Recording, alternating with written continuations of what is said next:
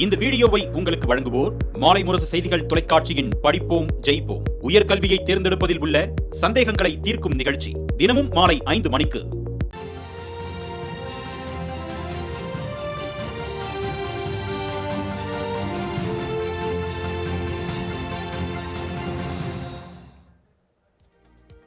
வணக்கம். உள்ளூர் முதல் உலகம் வரை நடைபெற்ற உண்மை நிகழ்வுகளை மாலை முரசு தொலைக்காட்சியின் உள்ளூர் டு உலகம் தொகுப்பில் தற்பொழுது பார்க்கலாம்.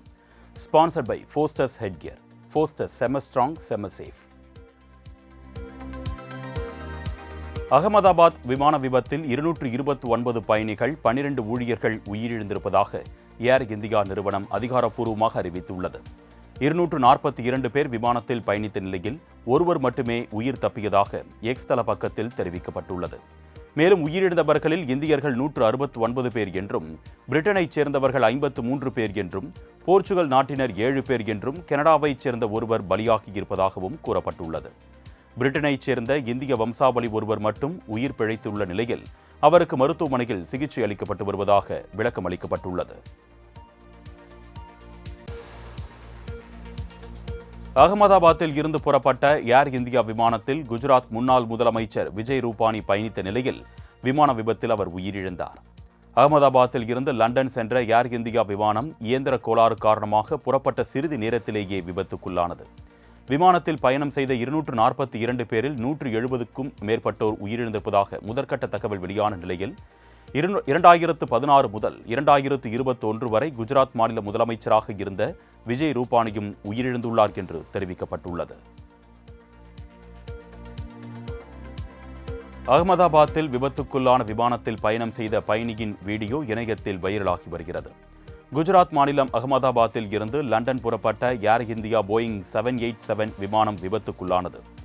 இந்நிலையில் அதே விமானத்தில் டெல்லியில் இருந்து அகமதாபாத் நோக்கி பயணம் செய்த பயணி ஆகாஷ் வத்ஷா என்பவர் ஏர் இந்தியா விமானத்தின் நிலை குறித்து வீடியோவாக பதிவு வெளியிட்டுள்ளார்.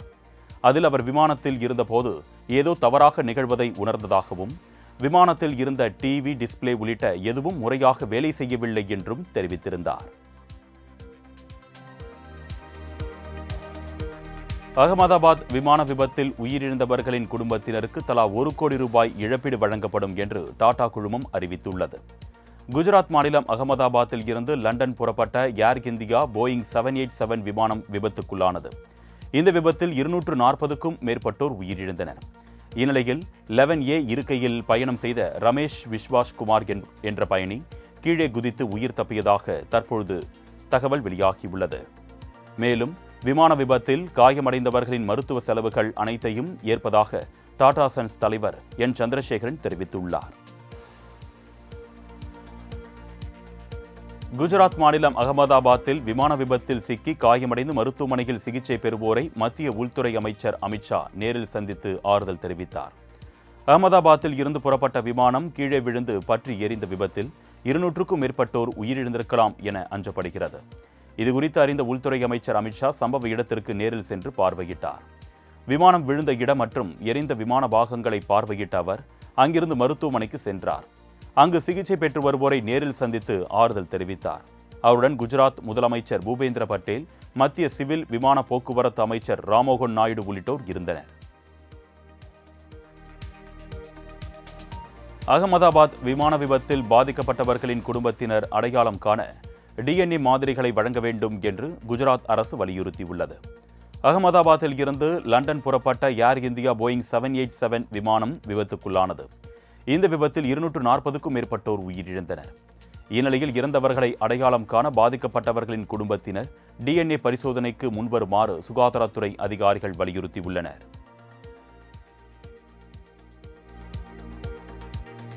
டெல்டா பாசனத்திற்காக மேட்டூர் அணையில் இருந்து தண்ணீரை முதலமைச்சர் மு க ஸ்டாலின் திறந்து வைத்தார். டெல்டா பாசனத்திற்காக மேட்டூர் அணையில் இருந்து ஆண்டுதோறும் ஜூன் 12ஆம் தேதி தண்ணீர் திறக்கப்பட்டு வருகிறது. அந்த வகையில் இந்த ஆண்டு டெல்டா பாசனத்திற்காக முதலமைச்சர் மு க ஸ்டாலின் மேட்டூர் அணையில் இருந்து நீரை திறந்து வைத்தார். அத்துடன் காவிரி ஆற்றில் மலர்களை தூவி நீரை வரவேற்றார். தொடர்ந்து 8 கனமதகுகள் வழியாக தண்ணீர் பீரிட்டு பாய்ந்தது. இதன் மூலம் 13 மாவட்டங்களில் சுமார் 16 லட்சம் ஏக்கர் விவசாய நிலங்கள் பாசன வசதி பெறுகிறது. டெல்டா மாவட்டங்களின் பாசனத்திற்காக மேட்டூர் அணையில் இருந்து தண்ணீர் திறக்கப்பட்டிருப்பதால் விவசாயிகள் மகிழ்ச்சி அடைந்துள்ளனர். தஞ்சாவூர் உள்ளிட்ட டெல்டா பாசனத்திற்காக மேட்டூர் அணையில் இருந்து தண்ணீரை திறந்து வைத்த முதலமைச்சர் மு.க.ஸ்டாலினுக்கு விவசாயிகள் நன்றி தெரிவித்தனர். மேலும் அனைத்து விவசாயிகளுக்கும் குறுவை தொகுப்பு திட்டம் அறிவிக்க வேண்டும் என்றும் நிபந்தனையின்றி கடன் வழங்க வேண்டும் என்றும் கோரிக்கை விடுத்தனர். சேலத்தில் 1 லட்சம் பேருக்கு நலத்திட்ட உதவிகள் வழங்கும் பிரம்மாண்ட விழாவில் 1649 கோடி ரூபாய் மதிப்பிலான வளர்ச்சி திட்ட பணிகளை முதலமைச்சர் மு.க.ஸ்டாலின் துவக்கி வைத்தார். காவிரி டெல்டா பாசனத்திற்கு மேட்டூர் அணையில் இருந்து தண்ணீர் திறந்து வைத்தார். தொடர்ந்து சேலம் அரசு மருத்துவக் கல்லூரி வளாகத்தில் நடைபெற்ற அரசு விழாவில் பங்கேற்று 1 லட்சம் பேருக்கு நலத்திட்ட உதவிகளை வழங்கினார்.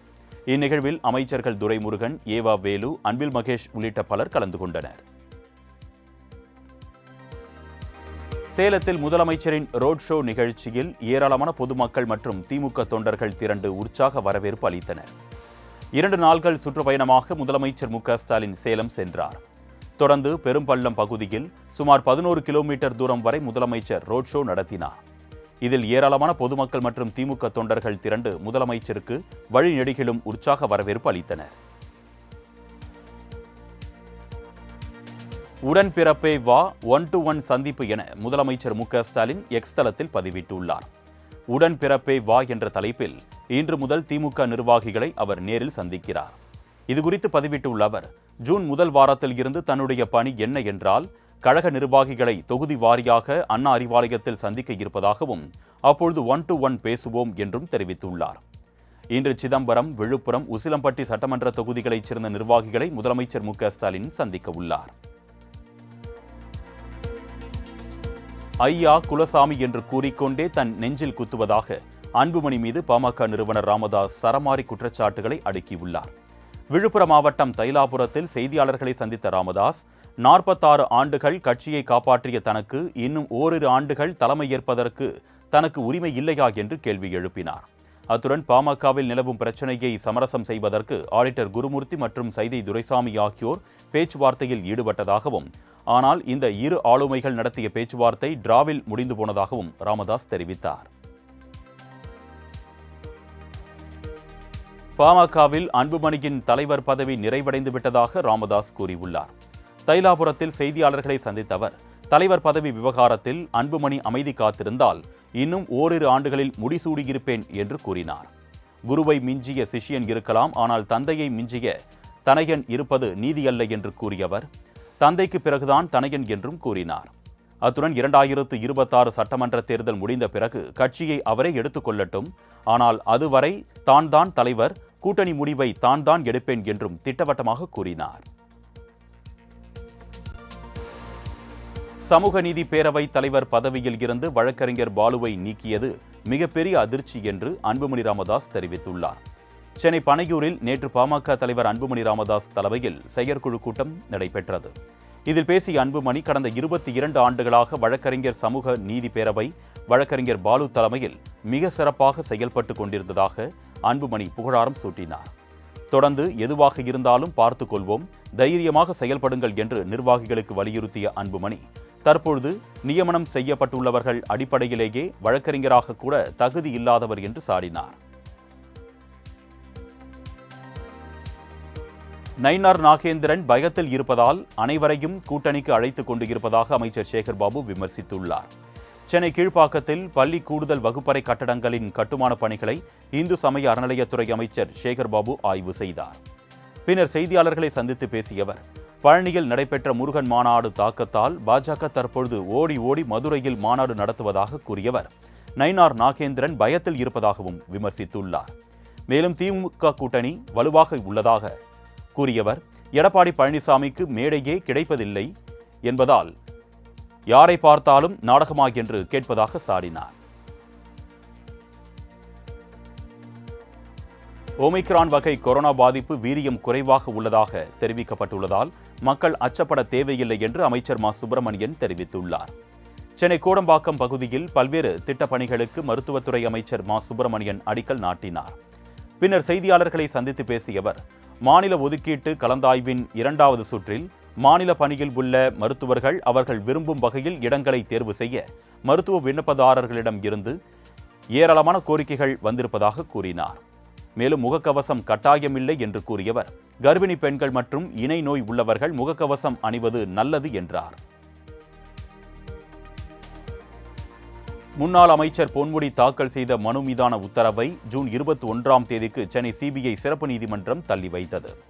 சட்டவிரோத பணப்பரிமாற்ற தடை சட்டத்தின் கீழ் திமுக முன்னாள் அமைச்சர் பொன்முடி, திமுக முன்னாள் எம்பி கௌதம சிகாமணி உள்ளிட்ட 6 பேருக்கு எதிராக அமலாக்கத்துறை சார்பில் 2023 ஆகஸ்ட் மாதம் சென்னை சிபிஐ நீதிமன்றத்தில் குற்றப்பத்திரிகையை தாக்கல் செய்யப்பட்டது.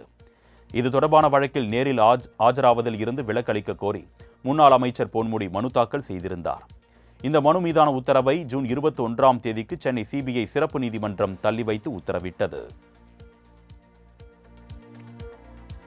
தேனி மாவட்டம் போடிநாயக்கனூரில் அமைந்துள்ள அரசு மருத்துவமனையில் நோயாளி படுக்கையில் மின்விசிறி கழன்று விழுந்ததால் பரபரப்பு ஏற்பட்டது. போடிநாயக்கனூரில் அரசு மருத்துவமனை 60 ஆண்டுகளுக்கு மேலாக செயல்பட்டு வருகிறது. இங்கு முறையான அடிப்படை வசதிகள் செய்து தரப்படவில்லை என்று அப்பகுதி மக்கள் புகார் தெரிவித்து வருகின்றனர். இந்நிலையில் பிரசவித்த தாய் ஒருவர் தனது குழந்தைக்கு பாலூட்டிய போது மின்விசிறியின் படுக்கையின் மீது விழுந்துள்ளது. இதில் நல்வாய்ப்பாக தாய் மற்றும் சேய் உயிர் தப்பினர். இதனால் கர்ப்பிணிகள், நோயாளிகள் அச்சமடைந்துள்ளனர். தமிழகத்திற்கு எவ்வளவு நல்லது செய்தாலும் அதை குறை சொல்லும் மனநிலையில்தான் முதலமைச்சர் உள்ளார் என்று பாஜக மூத்த தலைவர் தமிழிசை சவுந்தரராஜன் குற்றம் சாட்டியுள்ளார். சென்னை திருவேற்காட்டில் நடைபெற்ற பிரதமர் மோடியின் 11 ஆண்டுகால சாதனை விளக்க செய்தியாளர் சந்திப்பு நிகழ்ச்சியில் பங்கேற்று பேசிய அவர், மத்திய அரசு கொண்டு வந்த புதிய கல்விக் கொள்கை, கீழடி உள்ளிட்டவற்றை அரசியலாக்க மாற்றிக் கொண்டிருப்பதாகவும் விமர்சித்தார். எங்கெல்லாம் பெண் குழந்தைகள் பாதுகாப்பாக இல்லையோ அந்த அரசாங்கம் வீட்டிற்கு செல்ல வேண்டிய அரசாங்கம் என்றும் தமிழிசை தெரிவித்தார். மாநிலங்களவை உறுப்பினராக தேர்வு செய்யப்பட்ட உறுப்பினர்கள் தமிழக மக்களின் உரிமை குரல் முதலமைச்சர் குரலாக நாடாளுமன்றத்தில் எதிரொலிப்பதாக தெரிவித்தனர். திமுக, அதிமுக, மக்கள் நீதி மய்யம் சார்பில் வேட்புமனு தாக்கல் செய்துள்ள 6 பேரின் மனுக்கள் மட்டுமே ஏற்றுக்கொள்ளப்பட்டுள்ள நிலையில் அவர்கள் போட்டியின்றி தேர்வு செய்யப்பட்டதாக தேர்தல் நடத்தும் அதிகாரி சுப்பிரமணியம் தெரிவித்துள்ளார். போட்டியின்றி வெற்றி பெற்ற வேட்பாளர்கள் 6 பேருக்கும் சான்றிதழ்களை வழங்கிய சுப்பிரமணியம் முன்னதாக செய்தியாளர்களை சந்தித்தார். அப்பொழுது பேசிய அவர் 6 மாநிலங்களவை இடங்களுக்கு 13 பேர் வேட்புமனுக்களை தாக்கல் செய்ததாகவும், நேற்று வேட்புமனுவை யாரும் வாபஸ் பெறவில்லை என்றார்.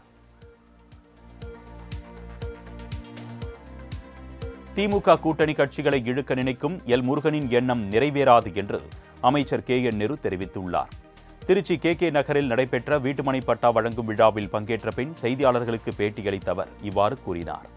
மேலும் அதிமுக கூட்டணியில் இருந்து திமுகவில் இணைய பலர் காத்திருப்பதாகவும், அதிமுகவால் இதுவரை தங்கள் கூட்டணியை இறுதிப்படுத்த முடியவில்லை என்றும் நேரு விமர்சித்தார். ராமநாதபுரத்தில் காரில் கடத்தப்பட்ட 3 டன் ரேஷன் அரிசியை அதிகாரிகள் பறிமுதல் செய்தனர். ராமநாதபுரம் மாவட்டத்தில் ரேஷன் அரிசி கடத்தப்படுவதாக குடிமைப் பொருள் விநியோகம் அதிகாரிகளுக்கு புகார் வந்துள்ளது. இதனைத் தொடர்ந்து பறக்கும் படை அதிகாரிகள் வாகன சோதனையில் ஈடுபட்டனர். அப்பொழுது அந்த வழியாக வந்த சொகுசு காரை நிறுத்திய போது 3 பேர் தப்பி ஓடினர். பின்னர் நடத்தப்பட்ட சோதனையில் 3 டன் ரேஷன் அரிசி கடத்தப்பட்டது தெரியவந்தது. இதனையடுத்து ரேஷன் அரிசியை பறிமுதல் செய்த அதிகாரிகள் கடத்தல் ஆசாமிகளை தீவிரமாக தேடி வருகின்றனர். தமிழை காக்க தடையை மீறி போராட்டம் நடத்துவோம் என்று சீமான் தெரிவித்துள்ளார். திருச்செந்தூர் திருமுருகப்பெருமான் கோவில் குடமுழுக்கை தமிழ் தாய்மொழியில் நடத்த வலியுறுத்தி நாம் தமிழர் கட்சியின் வீரத்தமிழர் முன்னணி மற்றும் தெய்வத்தமிழ் பேரவை இணைந்து நாளை மறுநாள் அறப்போராட்டம் நடத்த அறிவித்துள்ளது. ஆனால் இதற்கு தமிழ்நாடு அரசு காவல்துறை அனுமதி மறுத்துள்ளது. இதற்கு கண்டனம் தெரிவித்து, இதுதான் திராவிட மாடல் திமுக அரசு தமிழை வளர்க்கும் முறையா என்று எக்ஸ் தளத்தில் கேள்வி எழுப்பியுள்ள நாம் தமிழர் கட்சியின் தலைமை ஒருங்கிணைப்பாளர் சீமான், அனுமதி அளிக்க மறுக்கும் பட்சத்தில் தமிழ் மொழிக்காக தடையை மீறி கூட்டத்தை நடத்துவோம் என்றும் தெரிவித்துள்ளார். அண்ணா பல்கலைக்கழக விவகாரத்தில் சம்பந்தம் உள்ளதாக 2 காவலர்களின் பெயரை கோவையில் பாஜக முன்னாள் தலைவர் அண்ணாமலை வெளியிட்டார். கோவையில் பிரதமர் மோடியின் 11 ஆண்டுகால ஆட்சி குறித்து விளக்கமளிக்கும் வகையில் செய்தியாளர்கள் சந்திப்பு நடைபெற்றது.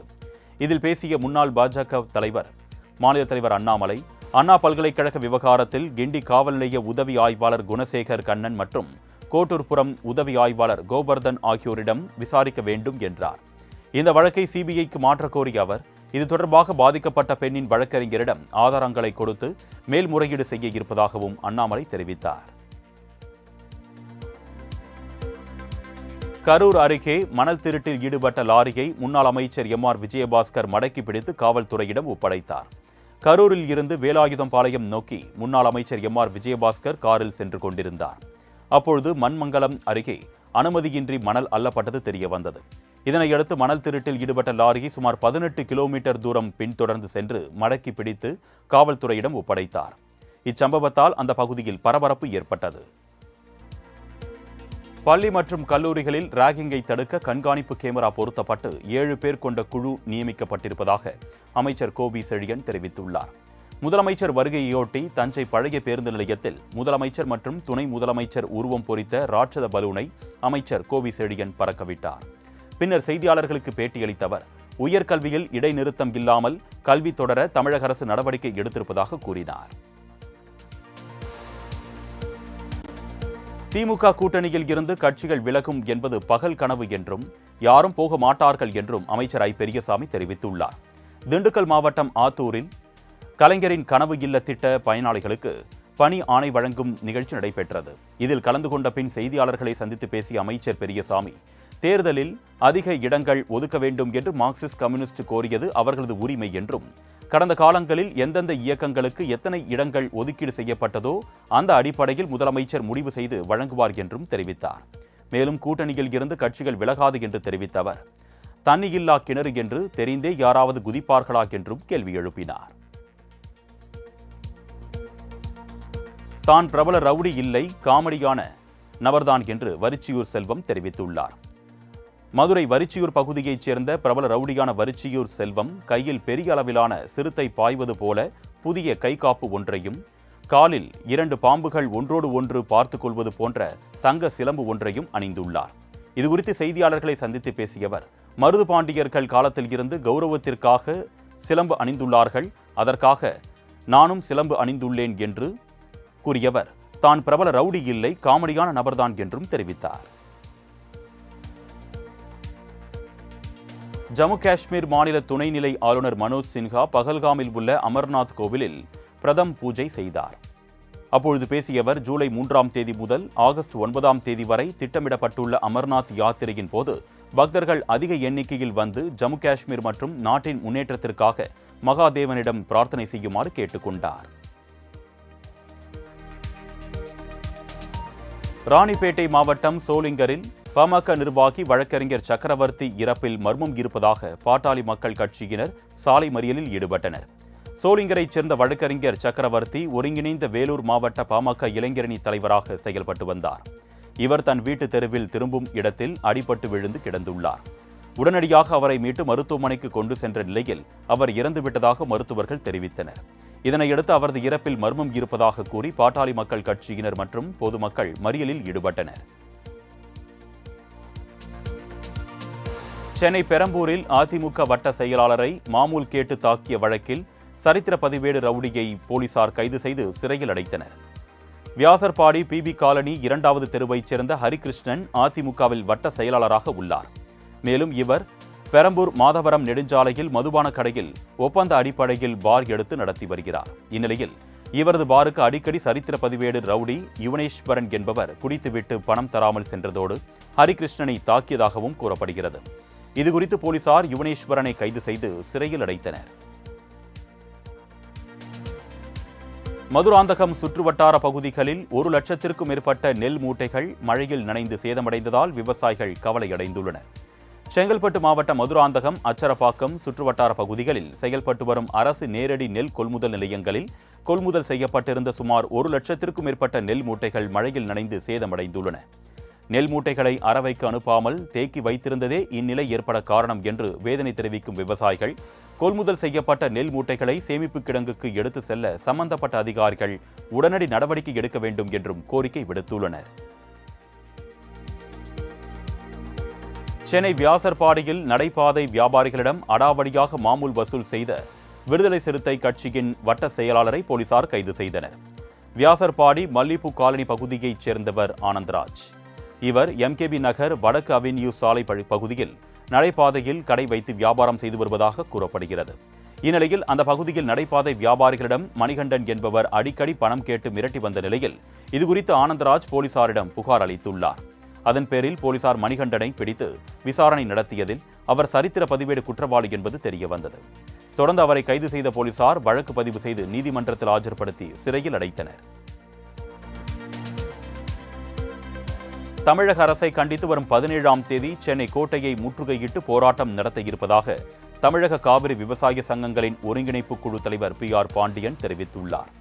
இதுகுறித்து திருவாரூர் மாவட்டம் மன்னார்குடியில் செய்தியாளர்களை சந்தித்து பேசிய அவர், திமுக ஆட்சி பொறுப்பேற்ற நாள் முதல் கொடுத்த வாக்குறுதிகளை நிறைவேற்றவில்லை என்றும் விவசாயிகளுக்கு எதிரான கொள்கைகளை கையாண்டதாகவும் குற்றம் சாட்டினார். மேலும் தாங்கள் கேட்கும் கேள்விகளுக்கு முதலமைச்சர் ஸ்டாலின் பதில் சொல்ல வேண்டும் என்றும் தமிழக அரசை கண்டித்து வரும் 17ஆம் தேதி முற்றுகை போராட்டம் நடத்த இருப்பதாகவும் அவர் தெரிவித்தார். தமிழகத்தில் தென்மேற்கு பருவக்காற்று பலமாக வீசி வருவதால் காற்றாலை மின் உற்பத்தி கணிசமாக உயர்ந்துள்ளது. நெல்லை, கன்னியாகுமரி, தூத்துக்குடி மாவட்டங்களில் 10,000த்திற்கும் மேற்பட்ட காற்றாலைகள் நிறுவப்பட்டு மின் உற்பத்தி செய்யப்பட்டு வருகிறது. இதனையடுத்து மே மாதத்தில் பெய்த தொடர் கனமழை காரணத்தினால் 1000 மெகாவாட்டிற்கும் குறைவாகவே மின் உற்பத்தி செய்யப்பட்டது.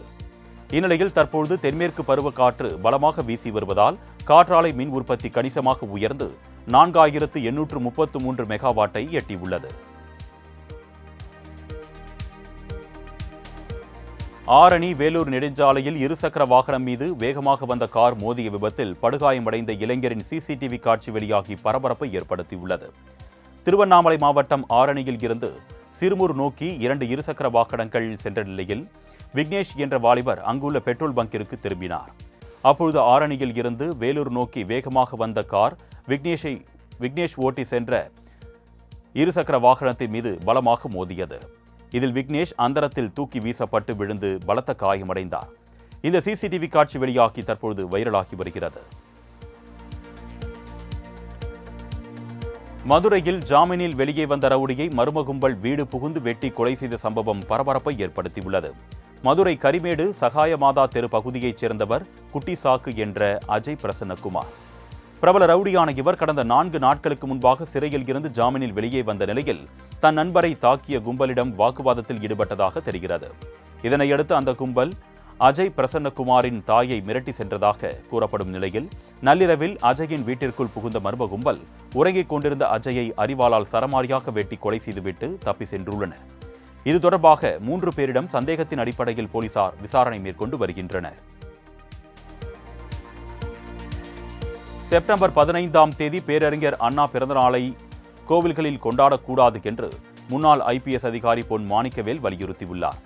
திருப்பூர் கோட்டை மாரியம்மன் கோவிலில் முன்னாள் IPS அதிகாரி பொன் மாணிக்கவேல் தரிசனம் செய்தார். தொடர்ந்து செய்தியாளர்களை சந்தித்து பேசிய அவர், கடந்த 15 ஆண்டுகளாக அரசாங்கங்கள் கோவில்களில் தவறான நடவடிக்கைகளை மேற்கொண்டு வருவதாகவும் இதனால் இந்து கோவில்களின் புனித தன்மை பாதிக்கப்படுவதாகவும் கூறினார்.